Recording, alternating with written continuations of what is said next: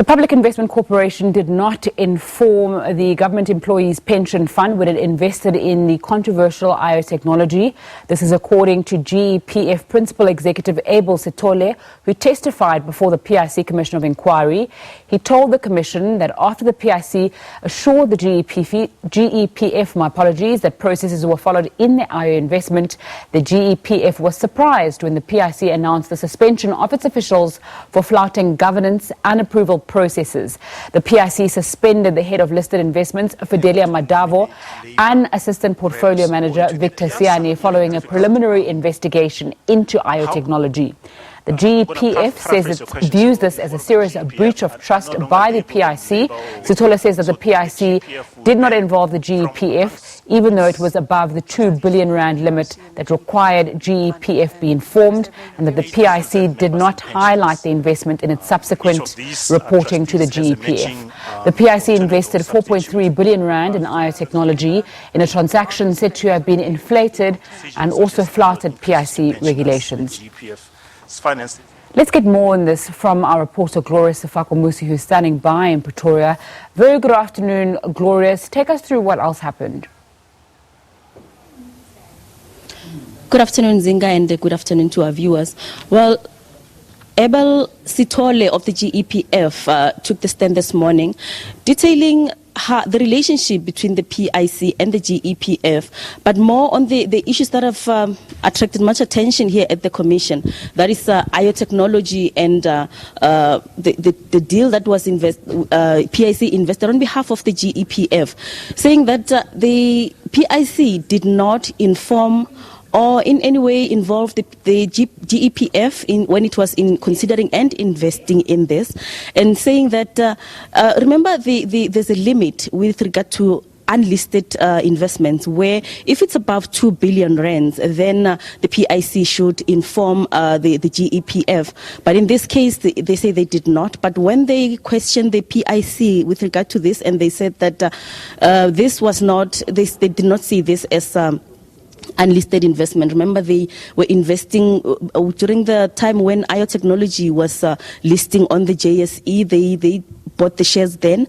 Now they said that they were also surprised when the PIC suspended their officials with regard to this deal after countless time of assuring the GEPF that procedures were followed during this process of investing.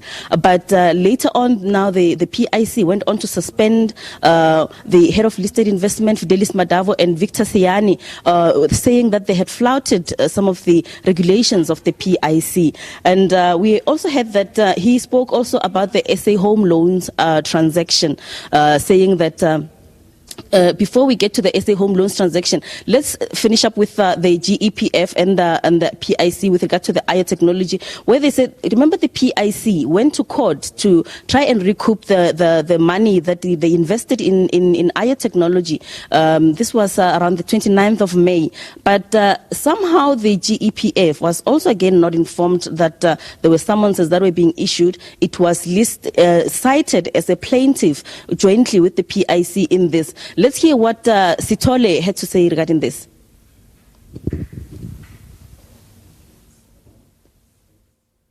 According to the copy of the summons issued on May 29th, 2019, a copy thereof is attached under Annex 812. The GPF currently awaits the final outcome and report of this Honourable Commission before debating the issue further. Insofar as the summons issued in the name of the PIC and the GPF jointly is concerned, I'm currently making further inquiries how this came about, and the GPF will seek legal advice on the best course of action to adopt. Another issue that attracted a lot of attention here is the issue of SA home loans, where the GEPF, represented by the PIC, invested buying 50% of SA home loans, where they brought in a BEE investor as in Bolaja Hloro consortium led by Khulufelo Maponya. You remember that following that transaction, the SA Home Loans was now issued a 9 billion rand facility to extend home loans to government employees. And now then what happens is when this is actually a subject of litigation where Khulufelo Maponya has taken SA Home Loans to court, saying that they should pay an underwriting fee, which is about 45 million rand, saying that there was an agreement with the PIC that this would be paid. And following that, the money was drawn down in this facility. The SA Home Loans went back to the PIC to request for a further loan of 10 billion rand.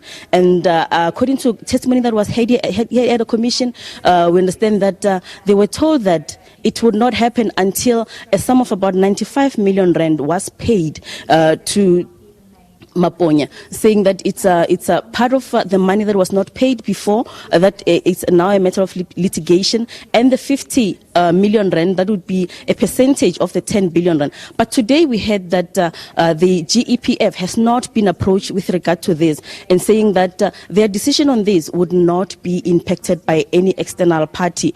And he also took the commission through how it is like to work at the GEPF under changing ministers at the Ministry of Finance, saying that this impacts their strategy. Let's hear what he had to say on this one. There have been difficulties, but those difficulties I don't think have been due to the lack of interest from both parties. One of the challenges that we've had in recent times has been, I'm sorry to say, the changes in the ministers. So you engage with one minister, and a few months down the line, you have to start all over with another minister. And I think we've had difficulties getting finality simply because there hasn't really been consistency in the ministry. And that has been, I think, the biggest contributor to the fact of having challenges in getting the agreement. But ordinarily, there aren't any challenges.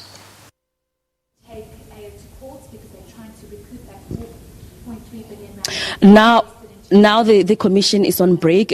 When it returns at 2 p.m., we expect the former PIC CEO, Dr. Dan Matjila, to again take the stand to continue his testimony after he left off giving testimony on Thursday last week. After giving testimony for the whole week, we expect him to continue giving testimony, also looking at the issues of the transactions that have been under scrutiny here at the commission.